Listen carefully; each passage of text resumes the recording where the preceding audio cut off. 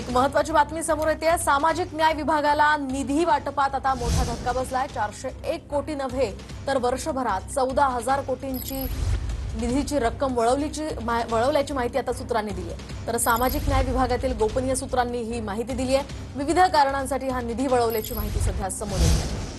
तर गेल्या काही दिवसांपासून अनेक विभागातील निधी वळवल्याचं समोर येतंय। लाडकी बहीण योजनेच्या पार्श्वभूमीवर हा निधी वळवल्याचाही आरोप काहींनी केलेला आहे। याच पार्श्वभूमीवर आता सामाजिक न्याय विभागाला निधी वाटपात हा मोठा धक्का बसल्याची माहिती गोपनीय सूत्रांनी दिली आहे। अधिकची माहिती जाणून घेऊयात आमचे प्रतिनिधी दत्ता कनवटे यांच्याकडून। दत्ता, काय सांगाल, काय अधिकची माहिती या संदर्भात?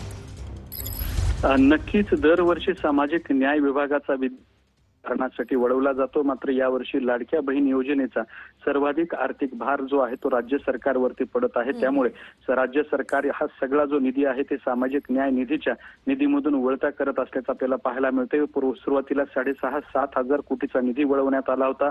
त्यानंतर पुन्हा 410 कोटीचा निधी वळवण्यासाठी सुद्धा मंजुरी देण्यात आली होती। मात्र सामाजिक न्याय विभागातले जी काही गोपनीय सूत्र आहेत त्यांच्या माहितीनुसार सामाजिक न्याय विभागाला दरवर्षी 29,600 कोटी रुपयांचा निधी मिळतो। मात्र या वर्षभरात तब्बल 14,000 कोटी रुपयांचा निधी जो आहे तो लाडकी बहीण योजनेला वळवला जाणार आहे।